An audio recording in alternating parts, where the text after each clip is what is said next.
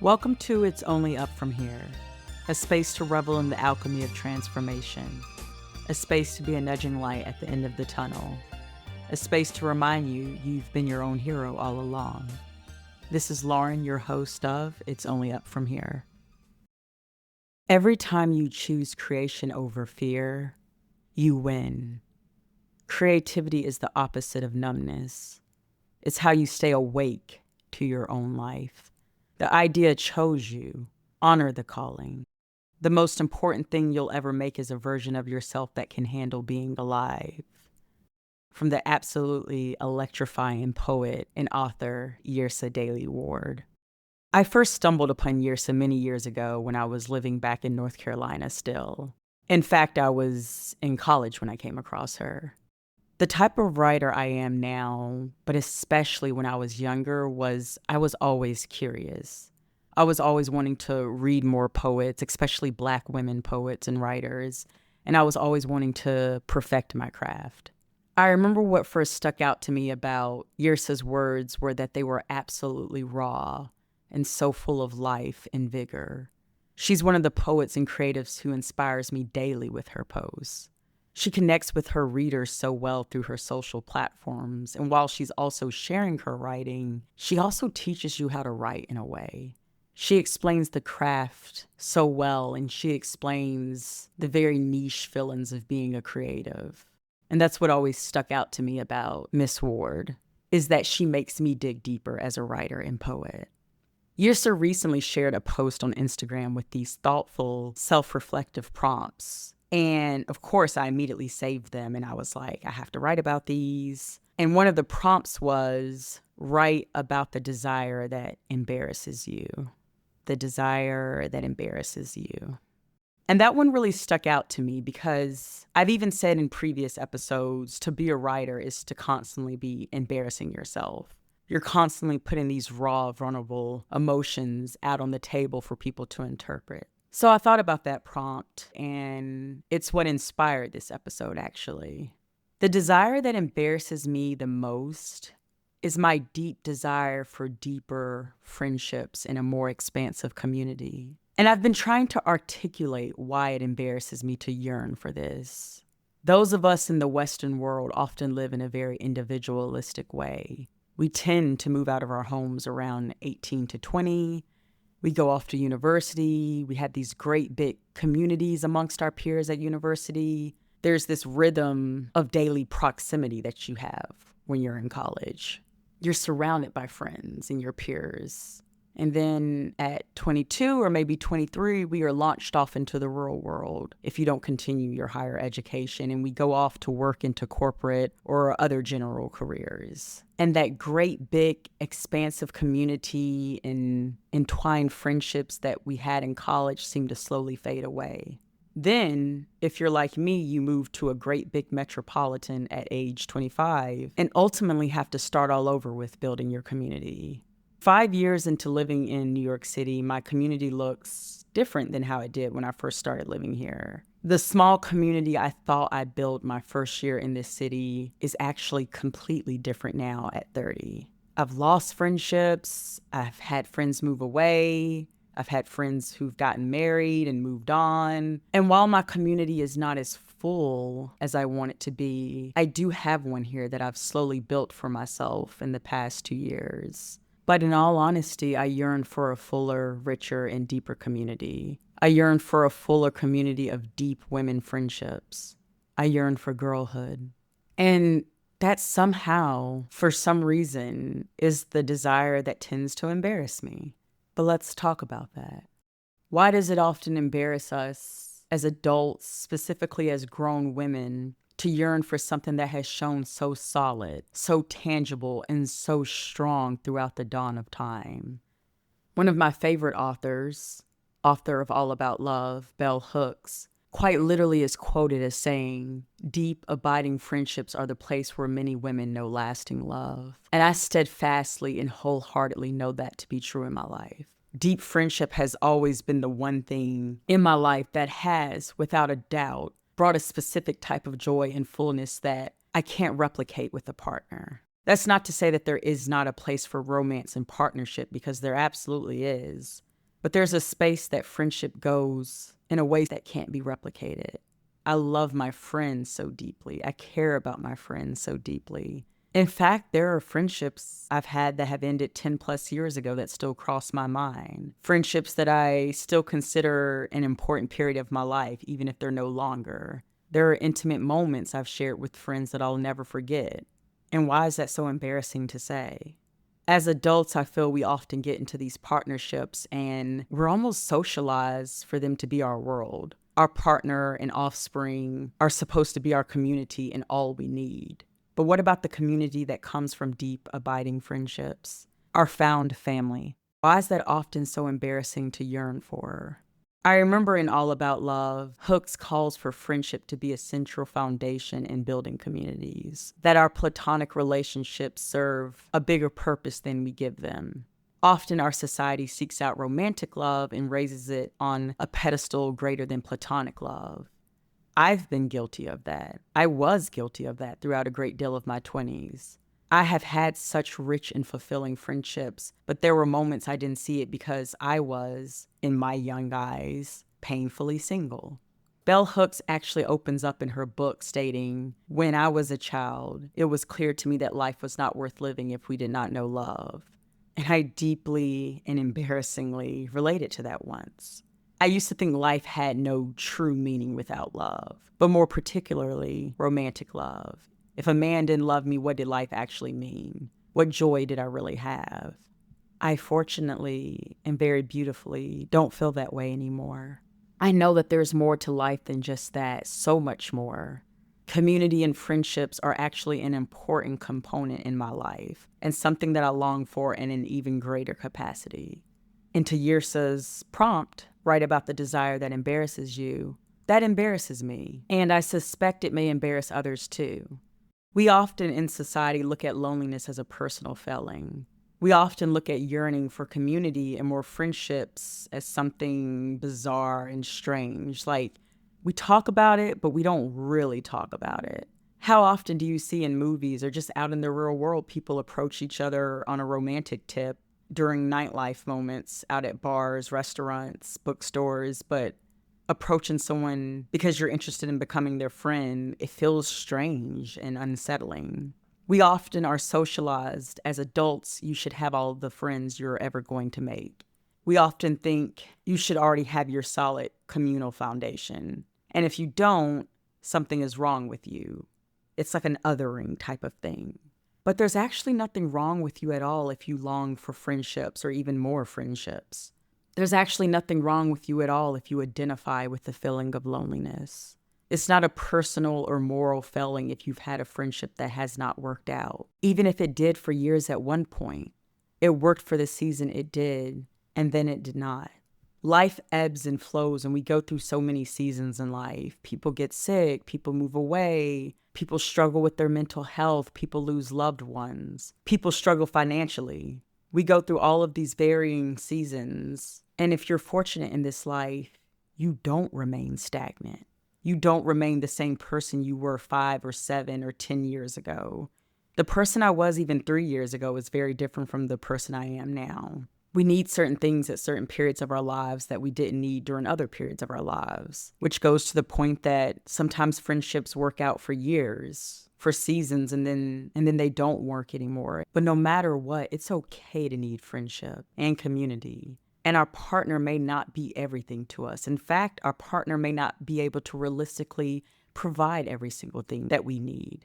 One thing I always think and tell other friends is that your partner can't provide platonic friendship. There is nothing wrong with wanting a rich and expansive community of friends and comrades in this world, especially in today's world. When I think about my answer to Yirsa's prompt, write about the desire that embarrasses you, I started to think about the question of what does embarrassment actually signal? Underneath the layer of embarrassment is often signaling a shame, a type of rawness, a type of vulnerability, a type of need. There's something about being embarrassed that almost makes us feel small. Last week, I took myself out to this new artist bar and venue in my neighborhood after work. They were having a singer-songwriter showcase, and I went solo and had a few drinks, but I ended up inviting a friend of mine from a writing group that I'm in. And we fell into this very same discussion about the ugly rawness of when you want more from a friend than they can offer you or want to offer you. I remember telling her it's a nasty feeling to yearn for that, to say, hey, I need this emotional closeness from you, especially when it's someone that you perceive you were closer to than you were. Maybe there was a dynamic there that was built early on in the friendship, and when that shifts, you're almost scrambling or feeling a sense of shame for wanting what you had, especially when it's just a friend and not a romantic partner. And I'll be the first to admit, that does feel embarrassing. Hell, it's often embarrassing to yearn for a romantic partnership, but society teaches us that that's more normal. The amount of literature and songs on unrequited love. But what about unrequited friendship? Or what about unrequited closeness in a friendship? I'd argue that's a type of unrequited love. But to say that aloud feels absolutely mortifying, ugly, raw, and just downright embarrassing. I moved to New York City near the end of 2020 in September. And when I first moved to the city, I remember one of the first things I did was hop on Bumble BFF and swipe through all of these young women in the city, hoping to make new friends, especially during a time when the world was turned upside down and a lot of people were very lonely. So that was something that was really important to me when I first moved to this city. I remember my first week here sitting in my small box-sized bedroom at the time and just feeling so lonely in a sea full of 8+ million people, feeling like it was going to be next to impossible to find my community or people meant for me. And as silly as it is to say, I contemplated in that first week how I was even going to make a life in this city. I didn't know where to go. I didn't have anyone to meet. I was all alone with nothing but the sirens in the background. And I think one of the hardest things about this city, specifically like large cities, is that it can be incredibly lonely, incredibly easily, even though there are so many people located in one place. And so I say that to say when I moved here, I hopped on the friend apps and I started swiping right away and going on BFF dates with potential friends. And right away, within a day of being on the app, I met this young woman who became a really close friend of mine. We actually moved to the city within a day apart of one another. I moved that Friday, and she moved the next day, that Saturday. We started hanging out immediately from that very first night of meeting, and she became a really close friend of mine for the first 2 years in the city. We practically did so much together. Took a weekend trip at one point, and I felt like she was really becoming one of my best friends. I would share so much with her. And this was a woman who I could see being my friend for the long haul, to be honest. This was someone who I felt also at one point felt the same way. And, we shared so many close moments, but this person is no longer in my life now. And to be quite frank, that friendship ended in a fiery explosion that I hardly saw coming. Like I sort of saw it coming because things began shifting in the final months. But it was the words that ended it that I didn't expect. I remember that day our friendship ended. I had a birthday gift for her and a card that I had written for her. She lived in Brooklyn, and so I texted her one day asking if I could make the hour commute to her apartment to bring her gift and birthday card. And I remember thinking, I'd come over and we'd spend some time for a bit and hang out and catch up. Like I wouldn't just drop off the gift and card and then trek all the way back. And her response was kind of along the lines of, yeah, you can drop it off real quick because I have somewhere to be with friends later that evening. She was starting to make new friends in the city, and so they had plans later on that night. And I remember I wrote the most simple text back of something along the lines of, hey, I'd love to spend some time with you, so why don't I drop it off another day when you actually have time to hang out? Because, I haven't seen you in forever. And there wasn't any aggression in the text. It was just more like, let's find some time where we can actually hang out and spend time when I drop off the gift. I didn't think too much of it. And I remember maybe an hour or so later, the longest text that I have ever received in my life, paragraphs upon paragraphs that turned into a PDF file, came in from her that essentially was her absolutely ripping me to shreds, where she stated how irritated and annoyed she was of me, how annoying I was throughout the 2 years of our friendship, and how the last time we FaceTimed, I should have even noticed how annoyed and sick of me she was, and how she's branching off, has a man now, which she did, new friends, and quote unquote, she damn sure doesn't have to make time for me. I remember that text gutted me. And I haven't really spoken about that text since that year, to be honest, or even have wanted to. It's something I had always buried deep down in the back of my mind, really to forget it. But I remember the main thing she was conveying in that long series of paragraphs was how in the 2 years we were friends, how much I actually annoyed her deep down. And she was finally exploding. And this was someone who I had spent 2 years hanging out with, had gone on a weekend trip with, like I said, shared deep things with. We would always chat. She would even chat with my mom. Like, I remember there was a point where I had to ask myself, did I imagine this friendship in my head? But knowing myself deeply, I know I didn't imagine it. It was what I thought was a deep and genuine friendship. And maybe I imagined the genuine part, but that was something that really stunned me for a while. And sure, there were signs that I should have looked at in retrospect, like some of the snarky, biting remarks to me under the guise of jokes, the mean girl energy that I had ignored. There were definitely signs in retrospect. And I just remember through tears, I shakily responded, I would not bother her anymore. And that was that.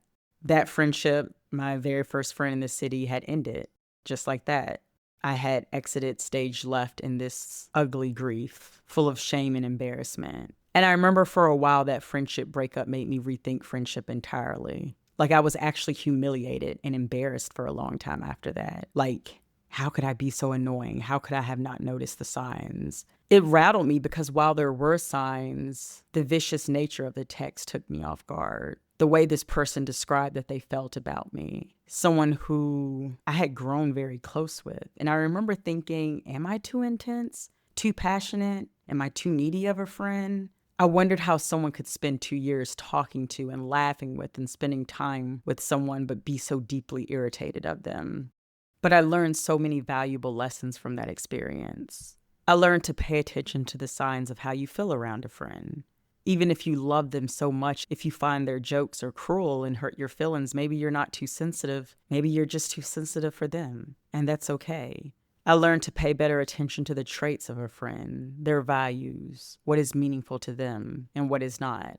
I learned that it's okay to want a friend that doesn't pull away upon acquiring a romantic relationship, that valuing friendship and quality time in a friendship isn't too tense or too sappy, and that you can find friends whom that is also important to them. I learned that who I am at my core is not just okay, but wonderful and brilliant and great, and that yes, I'm passionate and sensitive, but hell, what artist isn't? I learned that I will also find friends that are that way too, and will cherish those parts of me. And I hope someone else can take that away that may be going through the same thing. There's a quote by the poet Sylvia Plath where she writes, "I'm so pathetically intense, I just can't be any other way."